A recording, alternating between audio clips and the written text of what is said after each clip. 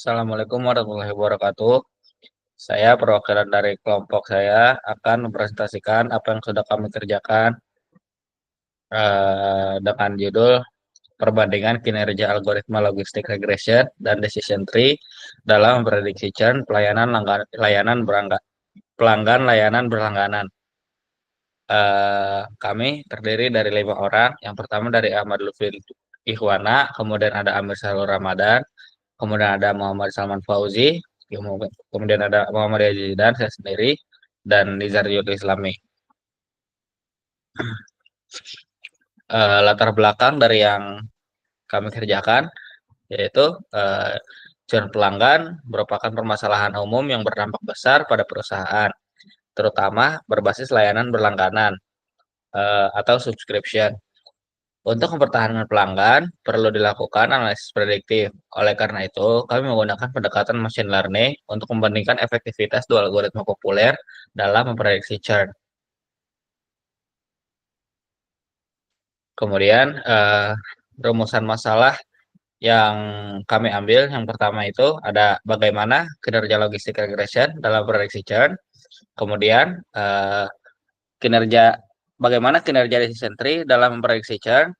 Dan yang ketiga, algoritma mana yang memberikan hasil lebih baik. Intinya kelompok kami ini ingin membandingkan antara algoritma logistik regression dan decision tree. Kemudian tujuannya ya itu tadi mengetahui dan membandingkan performa dua algoritma dalam prediksi churn pelanggan berdasarkan matrik evaluasi seperti akurasi, precision, recall, dan F1 score. Kemudian manfaat dari penelitian ini diantaranya yang pertama membantu perusahaan dalam memilih metode terbaik untuk memprediksi churn, kemudian memberikan wawasan tambahan bagi pelajar dan praktisi dalam bidang data science, kemudian juga menjadi bahan acuan untuk penelitian lanjutan dengan dataset atau metode yang berbeda.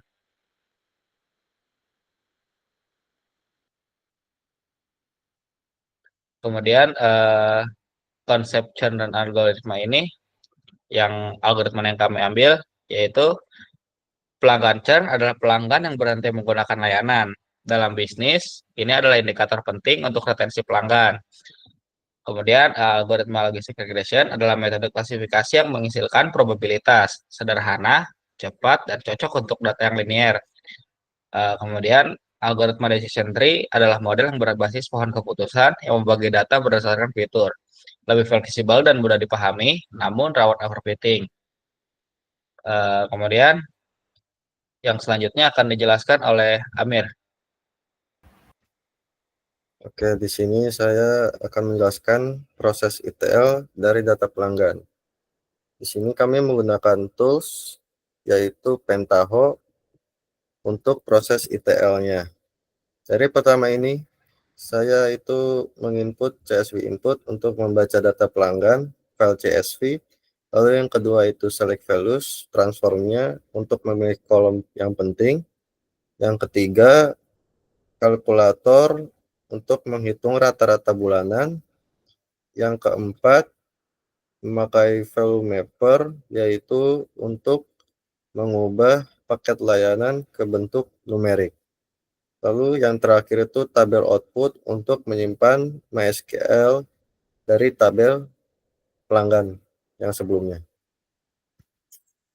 Ini adalah contoh data pelanggan yang sudah saya transfer dari select values, kalkulator, dan value mapper. Tabel ini memperlihatkan contoh data pelanggan yang digunakan untuk pelatihan model. Terdapat informasi seperti usia, jenis kelamin, tagihan bulanan, lama berlangganan, dan status langganan. Data ini dikombinasikan untuk menentukan kemungkinan pelanggan akan churn atau tidak. Selanjutnya akan dijelaskan lagi oleh Lutfi. Baik, berikut ini adalah grafik dari histogram. Di sini ada distribusi tagihan bulanan. Terdapat dua fitur, yaitu jumlah pelanggan dan tagihan bulanan. Nah, grafik histogram itu menunjukkan bahwa sebagian besar pelanggan itu memiliki tagihan bulanan antara Rp200.000 hingga Rp900.000 dengan konsentrasi tertinggi berada di kisaran Rp800.000. Nah, informasi ini itu membantu memahami pola pengeluaran pelanggan yang bisa mempengaruhi kemungkinan churn. Selanjutnya ada grafik dari Boxplot. Ini lamanya berlangganan berdasarkan status langganan. Jadi ada dua fitur, itu lamanya berlangganan, itu dalam bentuk bulan, lalu ada status langganan.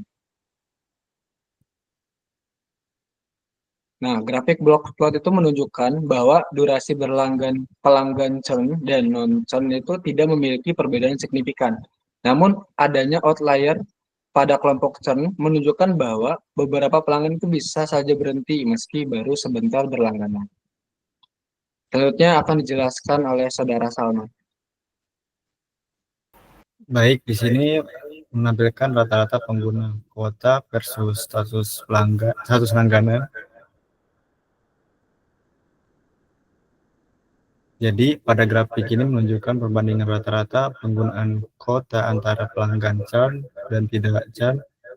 Terlihat bahwa pelanggan dengan penggunaan kuota yang lebih rendah cenderung lebih sering berhenti berlangganan.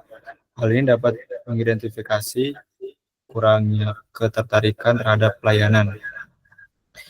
Nah, dan selanjutnya terdapat grafik top pelanggan dengan tagihan bulanan tertinggi.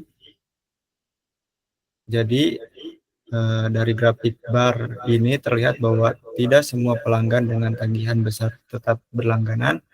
Nah, ini juga menjadi insight bahwa nilai tagihan tidak selalu berbanding lurus dengan loyalitas. Selanjutnya akan dijelaskan oleh Saudara Nijar. Oke, formulasi model logistic regression. Model ini memberikan akurasi 64%.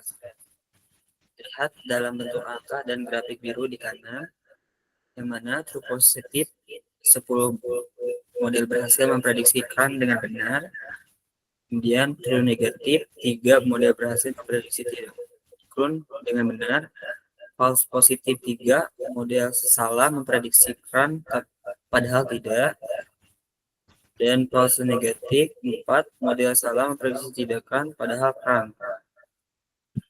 Berisi metrik evaluasi yang mana precision kan itu 77%. Dari seluruh prediksi kan 77% benar. Recall kan 71 dari seluruh data kan 71 berhasil diprediksi dengan benar. F1 score kan 74% rata-rata harmonic precision dan recall. Model ini cukup baik dalam mengenali pelanggan kan, tetapi masih melakukan beberapa kesalahan klasifikasi, terutama false negatif. Akurasi keseluruhan adalah 60%, namun metrik lain, precision, recall, one score, menunjukkan kinerja yang lebih bermakna untuk proses angka seperti ini. Kemudian, evaluasi model decision tree. Model decision tree menghasilkan akurasi 70%, meningkatkan dari model sebelumnya. Lihat dari grafik decision metric decision tree, yang mana true positif 10 prediksikan yang benar, true negatif 4 prediksi tidakkan yang benar, false positif 2 salah prediksikan padahal tidak, false negatif 4 salah prediksi tidakkan padahal kan. Classification report, precision kan 0,83, naik dari 0,77% pada location regression. Kemudian recall kan 71 tetap stabil. F1 score kan 77 naik dari 74. Akurasi keseluruhan 70%, lebih baik dari logistic regression yang 65%. Kesimpulan singkat, model decision tree logistic regression memiliki performa cukup baik dan mudah diimplementasikan. Decision tree memberikan hasil lebih akurat dan lebih mampu mengenali pelanggan yang berpotensi kan. Masing-masing algoritma memiliki kelebihan dan cocok digunakan tergantung pada kebutuhan. Model tree lebih baik dari logistic regression untuk precision meningkat signifikan, lebih banyak prediksikan yang benar. Completion metric juga menunjukkan hasil lebih seimbang dan pengurangan salah koefisien pada pelanggan tindakan. Cocok digunakan jika fokus utamanya adalah meningkatkan yang tidak terdeteksi. False negatif tetap sama, tapi false positif tetap turun. Oke.